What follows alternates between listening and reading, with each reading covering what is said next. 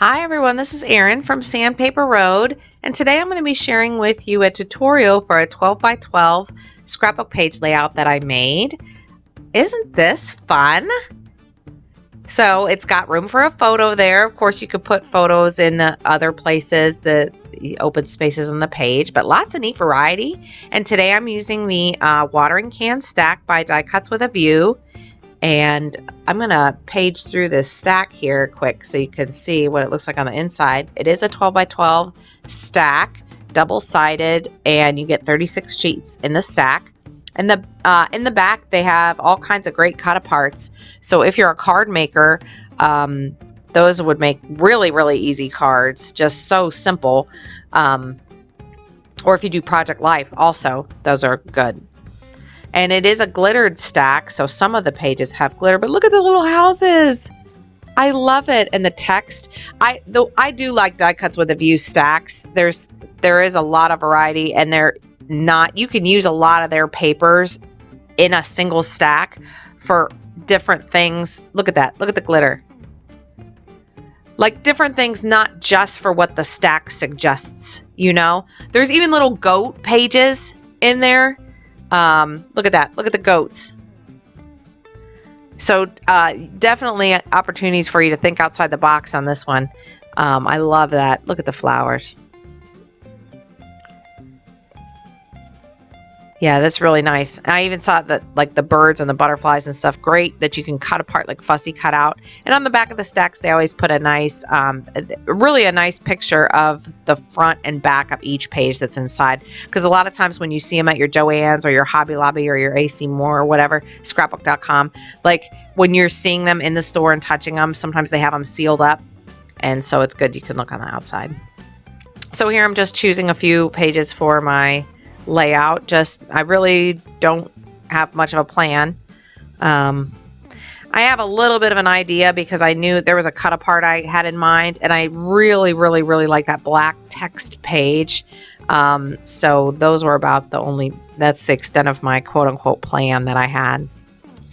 But first I want to trim down this. I think I want this pink to be the main, like the main part of the page. So I trimmed that down to, what did I trim that down to? 11, I think, and a half by 11 and a half. And a lot of times I trim them down to 11 and 3/4 to 11 3/4, but this I did 11 and a half by 11 and a half. So I think what I am ending up doing here is I'm going to use this text as sort of, I really like that torn look, especially with some pages that look really crispy and clean. And I like that clean look in scrapbook pages, but sometimes when I do stuff like that, it doesn't look the way I want it to. So if I take clean looking papers and sort of jag it up the edges or add paint or something, then it looks a little bit more me to me. And what I'm measuring here is not necessarily to get the paper to a certain length, but I want to accommodate a 4x6 photo. So I didn't want to tear it too small and then not be able to fit a 4x6 photo in. So just wanted to give myself an extra like 3/4 of an inch so I could tear and roll it and do some other stuff like that as needed. And sometimes when you do something like that and then you lay it down, then later on in the project you realize that you actually want it a little smaller. It's always easier to take away than to add paper. So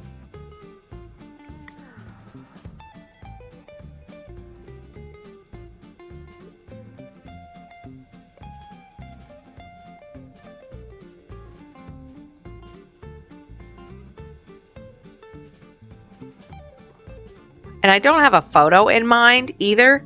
So I'm imagining different kinds of photos. Here, this is a part of the page that's left over from where I cut. And I'm trying to see what I'm going to do with that because I do want to use some of the flowers, but I didn't want to use that whole line of flowers. And I didn't really want to use that girl in this layout. So I'm just browsing through to see what else I'm going to do here.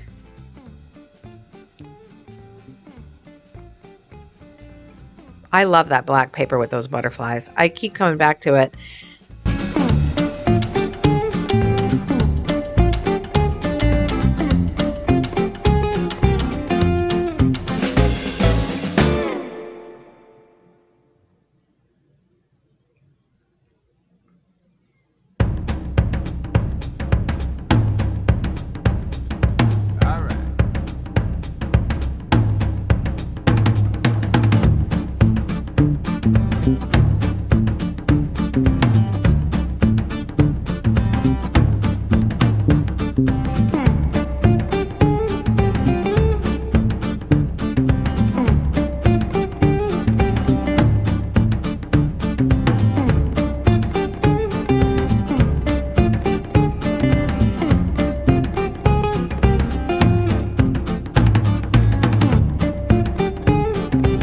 Now you can see I'm not doing anything special to roll that paper. I mean, you can get it started if you need to with like a pencil and maybe just a little spritz of water if it's not cooperating the way you want. But basically, once you tear the paper, that starts the process. It makes it really easy to roll up. And sometimes I roll all four sides, but this time I didn't because the design of the paper is a nice clean design. So I don't want to get it too rough looking, but, you know, when things grow up out of the ground, as, you know, we're going to put these flowers and a lot of these springtime images, you know, sometimes it's a little messy out there in the flower beds for a while stuff is growing.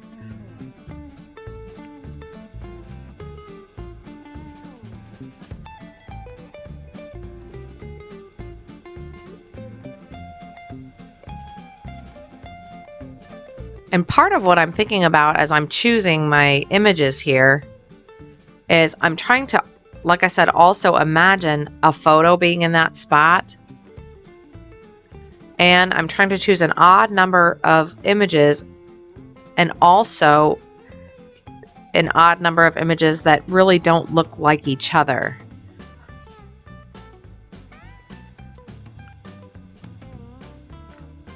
I do have some really nice detail scissors. They are the Tonic detail scissors, the Tim Holtz little tiny scissors. And they work really, really well for getting in all those little nooks and crannies.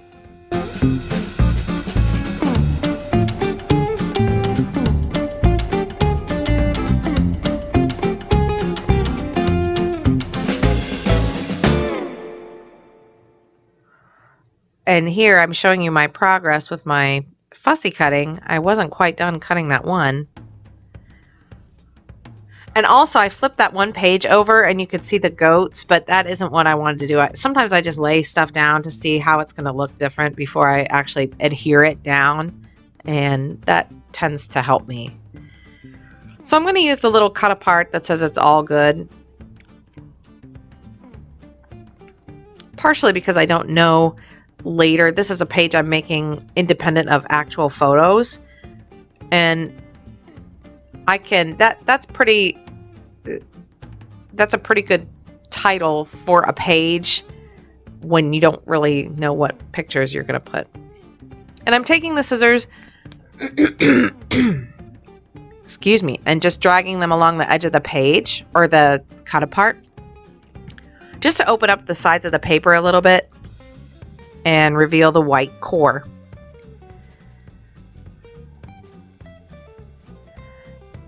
This is much easier to do when you have like a heavier weight paper, as this is a pretty heavy weight paper. But I have cut my finger before on some light, like a lightweight paper. So I'm thinking that this page is going to need something. So what I'm doing is tearing off the bottom left corner.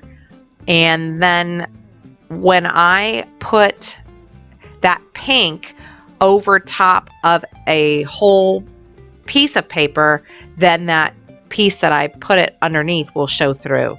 So now I know that is the exact page I was looking for. I knew exactly that is what I wanted under there. I did think maybe I wanted that zebra square paper for a minute, but I loved the butterflies and the flowers and stuff, and I thought That really helps me stick to that springtime page that I was trying to go for.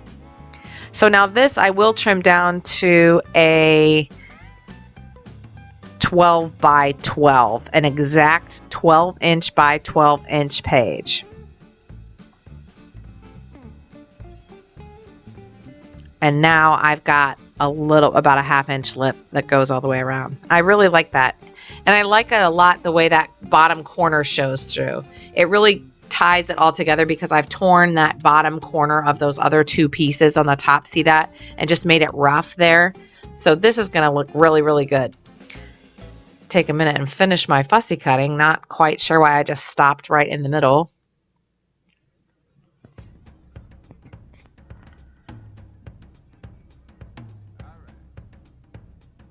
This takes a little bit of patience, and if you're not much into fussy cutting, you know, don't worry about it. You can just use that whole strip if you wanted to.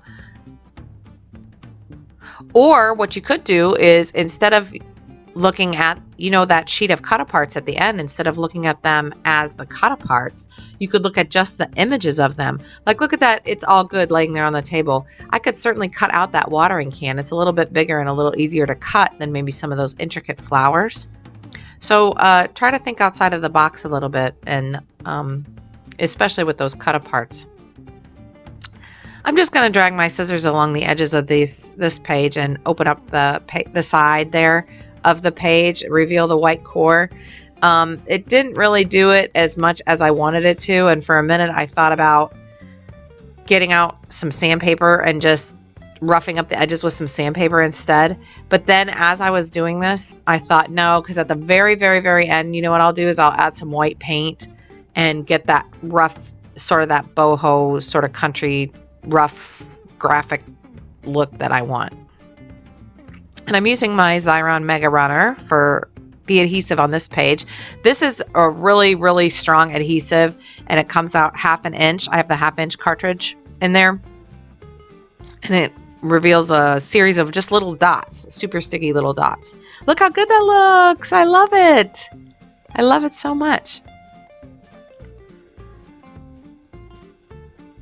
Now, in hindsight, this part of the layout that I'm about to adhere down, I probably in hindsight should have inked the edges of that with some brown ink here at this step before I adhered it down, because I end up adding some vintage photo distress ink along the left and bottom edge of this paper that I'm adjusting right now. So I probably should have done that ahead of time with the ink, but it's okay. It doesn't matter that much because I've rolled the edges up. I really just wanted the ink to hit the edges, so you'll see me do that later on in the video. Now here's my 3 fussy cut images there of the flowers, and yeah, before I adhere anything down, I kind of want to make sure I know what I'm doing here. This is the Xyron tape runner, this little blue tape runner. It's really strong. I really like it a lot, and it lasts a long time. I was pleasantly surprised. I've been using the Mega Runner for a while, and this was the first time I'd used the actual little tape runner. I'm pleasantly surprised with the tape runner, and I really like it a lot.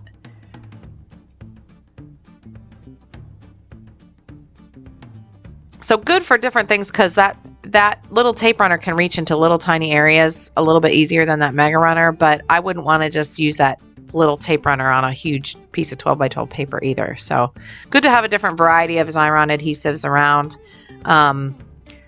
They're all just super strong and compact, and they last a long time. So here's 3. This is what I'm showing you. I've got 3 things. I've got the black words paper, then I've got the paper underneath that, and then I've got the pink, and those are the 3 things with the edges rolled up, so you get to see that. But if you look at it as a whole, you've got the words paper, then the white underneath, then the pink underneath, the black underneath, and then this all good, which is 1, 2, 3, 4, 5. So I'm trying to stick with odd numbers of things as your eye moves around the paper. So you've got 3 rolled up, you've got 5 total. This is just a piece of regular brown, just fun foam that I had in my stash. It's got no adhesive at all. It's just a piece of regular craft fun foam. I can't even think of where I got it. Just they're available anywhere, like in the kids craft aisle. And I'm running this through my Xyron 3-inch sticker maker to make it a double-sided piece of foam. I saw this technique first from Aaron Reed Makes. Really, really good idea.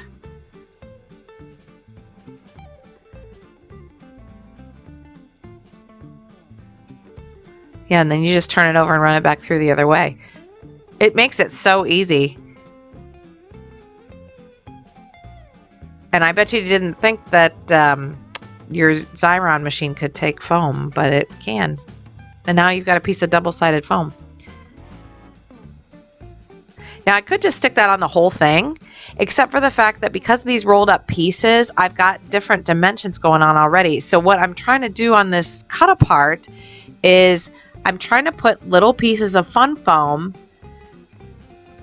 to make the cut apart match the dimensions of the rolled up parts. Do you see what I'm saying? So I have to put the foam where the rolled up parts of the paper are not. And then that way it rests flat. Because the part of the paper that's rolled up underneath there, that sort of serves as like a dimensional, well, not adhesive, but dimension in and of itself. So it sort of props up that cut apart. But then in between there, I don't have anything to hold it up. So that's why I'm putting fun foam like that. And it sits perfectly just right in there.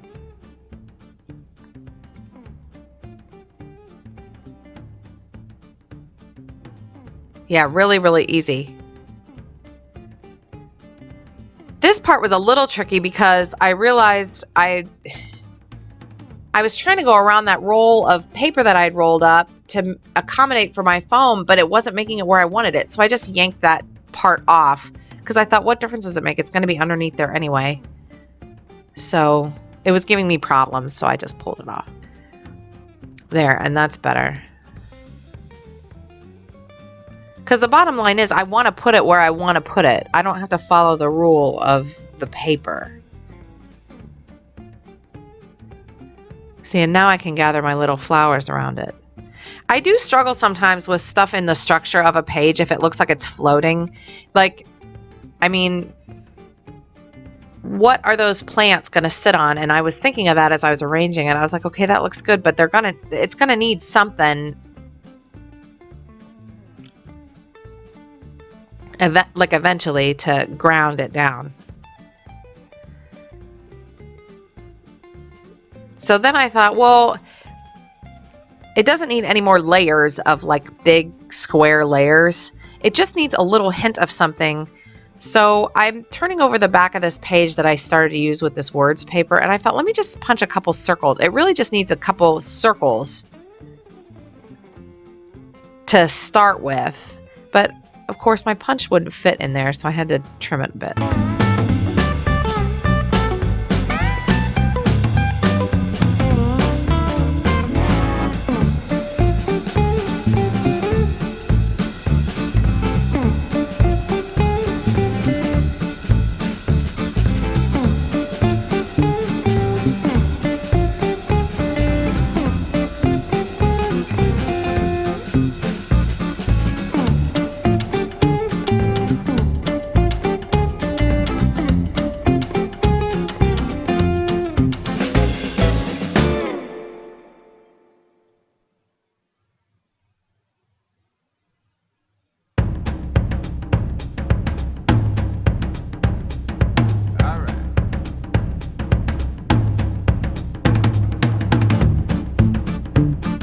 There, now look at what a big difference that makes just to have the flowers attached to something.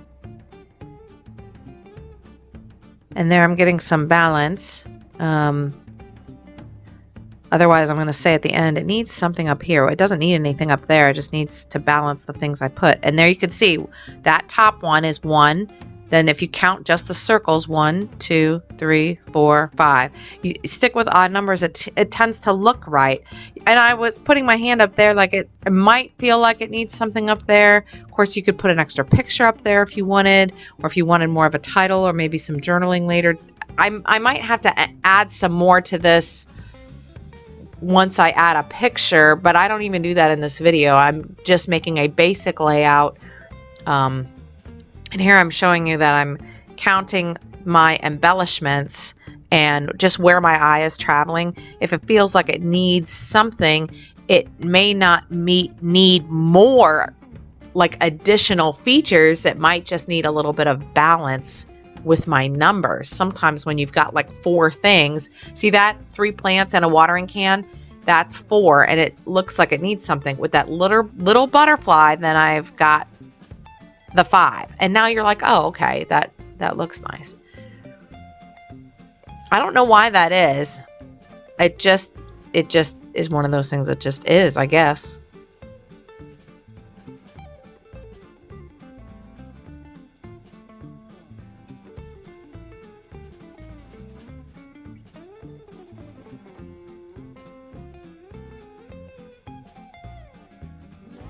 I like using circles and a circle punch, or a shape punch, you know, just to sort of help, because sometimes you just don't know what something needs, and to add another thing or a floating object might not be the answer, but just a little bit of things attached to something that's already there. You see how each circle is attached to something or grounded to something that's already there. So I'm going to use my sticker maker here to pull these very intricately cut plants and flowers. And some of them I'm going to add, actually I think just the one I'm going to add some fun foam cuts, but these 2 I'm just going to stick directly down like stickers.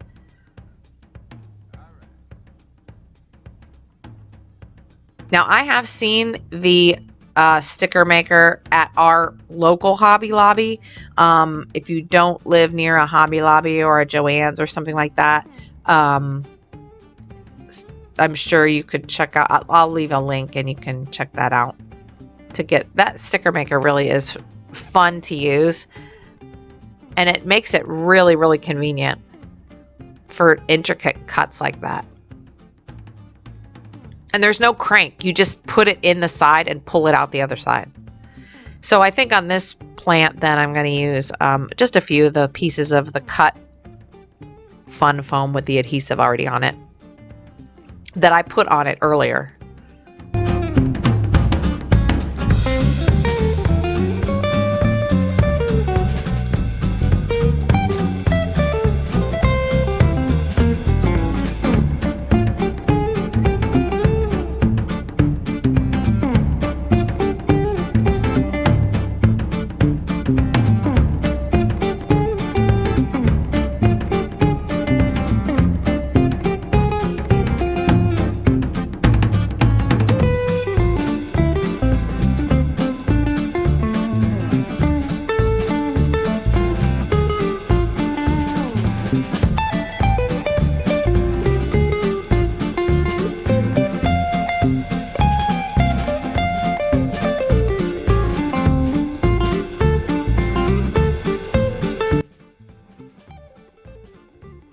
That looks really good. I like that a lot.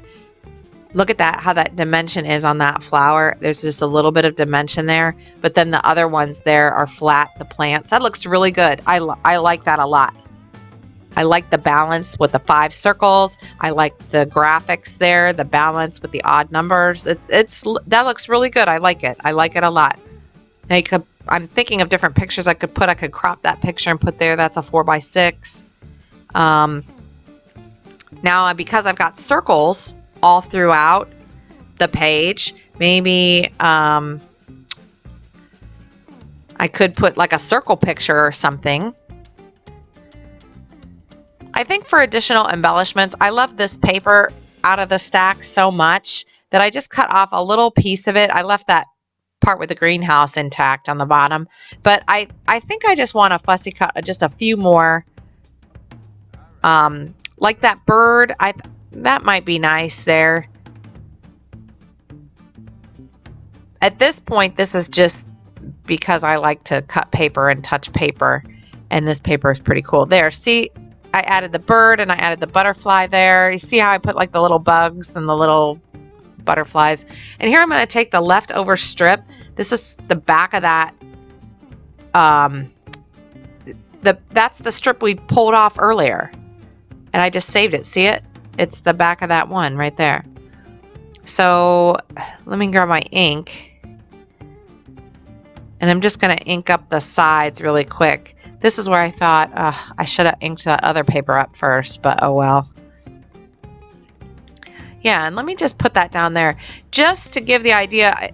It's not even something you'll see right away. It's not like something your eye is drawn to right away, but I don't want to just leave those floating there like that. And now here's where I'm inking up the rolled up edges there of the side and just the side of the that half circle and down there on the bottom. Just with some light pressure. You don't need to dig or grind it in.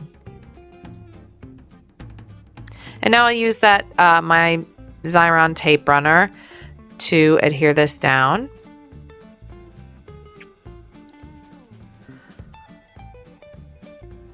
Just to give, like I said, it's not the first thing you're going to see when you look at the layout, but as you're looking at it, you're not going to have that feeling that those plants are just floating, you know. And I'll roll those edges up a little bit there. That's nice. That looks a little bit better. And I know there's an empty space along the bottom of the layout and along the left side, but like I said, I could add, you know, maybe a title. Maybe I could cut that with like my cutting machine or something. Here, there's like I said, a space for a 4x6 picture. I could, if I crop it down. Maybe I want to add a circular picture, depending on if I have like a die cut or something like that. I could cut it out with a circle or a template.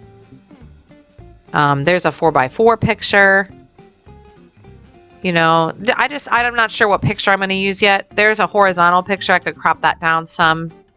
I really like the look, though, of the vertical picture because it matches the vertical direction of the cut apart that I used, the one that says it's all good. So here's just some white acrylic paint from my stash. I really love to use white acrylic paints as a final touch on a lot of my scrapbook pages. It just really adds that look that I like. Not everybody likes to do that, so that's also why I do it last. You know, because then you can maybe imagine your layout looking the same or different, you know, depending. You can use different colors and stuff.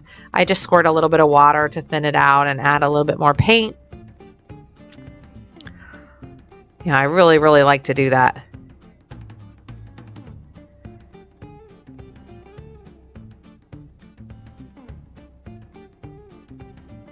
One time I took white paint to I think it was a card making, some sort of a gathering or something, and I brought my palette knife and white paint and a little craft mat, a tiny one.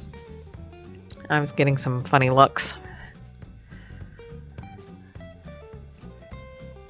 But that's what I like, so yeah, whatever you like, because it's your scrapbook stuff or your cards, however you like to do it. So we're about done here. I'm just adding some final touches with I was having some trouble with my black paint. I felt like it needed some paint spatter, so I just add some. And by the way, on my desk, I have 3 Ranger craft mats just taped together on my desk. So that's how I could just put paint just directly on my desk and wipe it all up with a microfiber cloth or something. It just makes my life really easy because I work with hot glue, paint, adhesive, just so many different things all in the course of a day. It just makes my life a lot easier. So that's just adding paint spatter and just a gentle tap with my, what did I have in my other hand? My palette knife, probably. Just whatever I had in my hand. Look at that. It looks so good. That looks great. I thought about adding, you know, some sequins or some stickles or some other kind of just little embellishments, and you can, but just I liked that just now. That's just good now. Let me show you some close-ups here of the finished product, or yeah, my finished page. And of course, there'll be more close-ups and some details over on my blog at sandpaperroad.com/blog. So you can head over there. Check links below if you want, if you can't remember. And thanks so much to Die Cuts with a View and to Xyron for providing the products today. I have really enjoyed working with these products. And thanks so much for stopping by, and thanks for hitting that subscribe button, and we'll see you in the next video. Bye-bye.